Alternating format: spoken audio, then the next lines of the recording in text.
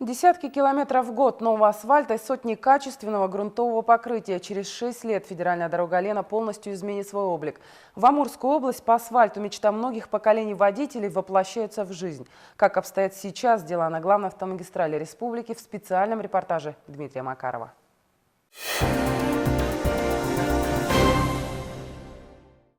Еще недавно о ровных участках с асфальтом водители-дальнобойщики не мечтали. Дорога в Якутию с трудом поддавалась даже внедорожникам. Пробитые об валуны картеры двигателей, сломанные стойки с последующим дорогим ремонтом уходят в прошлое. Федеральная магистраль Лена повышает категорию. Транспортные эксплуатационные показатели здесь великолепные.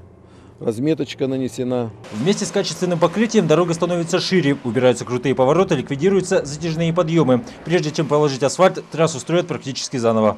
Сегодня основная задача у нас стоит, это нам поставил Росавтодор, это значит первое от Невера до Тынды, первый участок, и второе от Талмота до Якутска. Федеральная дорога Лена входит в десятку самых протяженных магистралей России. Ей уже 90 лет, и все эти годы на плохом счету у водителей. Что не рейс, то опасное путешествие, от которого зависит снабжение крупнейшего региона страны. Амуро-Якутская магистраль начинается в центре поселка Большой Невер. Отсюда с нулевого километра дорога уходит на север, и именно здесь, в Амурской области, формируется основной поток грузов, направляемых в Якутию. Железная дорога Транссиб загружена до предела. Каждую минуту через Невер проходят составы с 50 вагонами. Везут нефть, уголь, строительные материалы. С окончанием строительства БАМа отправная точка федеральной дороги потеряла свое значение. Раньше вся нагрузка была на Невер, то есть все железная дорога, то есть все перевалочные базы, все туда транспортировали.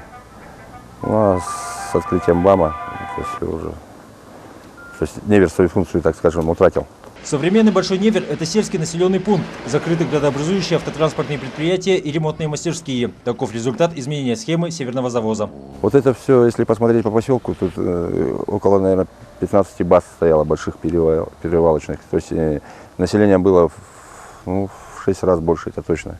Новая транспортная логистика Якутии предусматривает взаимосвязь железной и автомобильной дорог. Крупнейшая перевалочная база находится в Беркаките. В ближайшие годы на проектную мощность выйдет Нижний Бестях. Вместе с тем специалисты прогнозируют рост перевозок по всей протяженности федеральной трассы Лена. Экономика развивается, а для традиционных грузов дальнобойщиков стальная магистраль не конкурент. Да все везется. Все. И продукты, и стройматериалы. Водитель Андрей Либовка работает на трассах Дальнего Востока больше 30 лет. Этим рейсом он везет из Амурской области продукты питания. Даже в самое тяжелое время года, межсезонье, дорога стала лучше. Это значит, скоропортящийся груз будет доставлен вовремя с минимальными рисками. Ну, всякое бывало. Но тут 3 раза сплюнуть, как говорится, еще по дереву бы постучать. Ни разу еще никак в аварии не попадал. Видел много, но сам еще не попадал. И дай бог, чтобы не случилось. Проезжая по всей длине федеральной дороги, редкий случай не увидеть аварии. Но даже сами дальнобойщики говорят, что основная причина не в качестве полотна, а ошибки вождения. Явно заснул.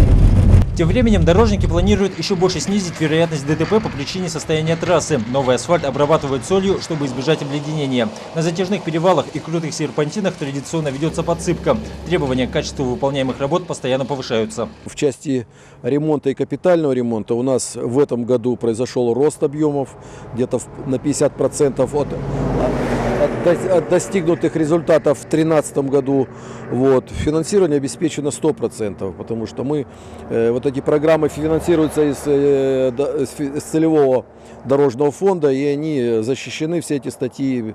Так что все работы, которые будут выполнены, оплачены будут в 3-дневный срок после приемки выполненных работ. Одно из самых опасных мест – Шульмаканская петля в Нерюнгринском районе. В ближайшее время проектировщики навсегда избавят водителей от этой проблемы. Здесь запланирована масштабная реконструкция, которая полностью изменит привычный ландшафт. Подобные работы ведутся на 15 участках федеральной дороги. Когда началась реконструкция вообще М56, различного рода геосинтетические материалы применяются, различные добавки в асфальтобетон применяются, амдор и так далее. То есть, в принципе, идем в ногу со временем, стараемся инновационные технологии, в общем-то, применять. Миллионы кубических метров породы предстоит вывести, прежде чем удастся убрать затяжной перевал. Бульдозеристы и водители самосвалов в буквальном смысле передвигают горы. Рельеф местности меняют для того, чтобы дорога соответствовала новым техническим параметрам. Покупай бублики, деньги сюда давай, собаку покупай! Проводы зимы – один из любимых праздников на юге Якутии. В Алдане он совпадает с периодом обильного таяния снега, которого здесь выпадает больше, чем в других районах республики. Для дорожников наступает очередная ответственная пора.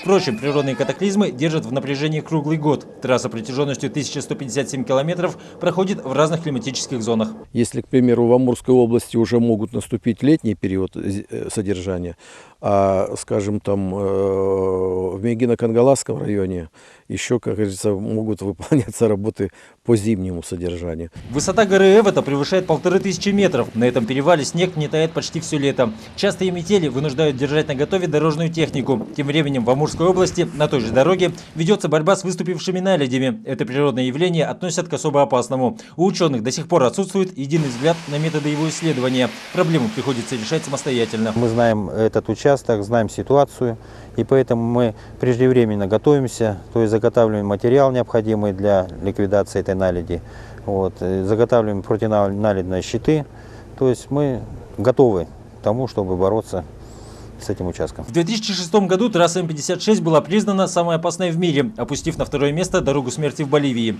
Образовавшиеся пучины парализовали движение на участке протяженностью больше 10 километров. Сейчас на этом месте качественный асфальт. Переломный этап позади. На сегодня уже переходим мы на трехлетнее, пятилетнее планирование. Встаем мы, как говорится, на русло того, что дорожник должен знать, что будет завтра делать. Деньгами мы на сегодня обеспечены. В этом году асфальта прибавится еще на 35 километров. Столько же сдадут ровного покрытия и щебня. Через 4 года 85% дороги обещают привести в нормативное состояние. Ровное асфальтовое покрытие оставляет все меньше места участкам из гравия. Водители отмечают, что время в пути сократилось на часы. С комфортом добраться на крайний север перспектива нескольких лет. А это значит, что отдаленный регион становится все ближе. Дмитрий Макаров, Владимир Маков, Вести, трасса М-56, Якутия, Амурская область.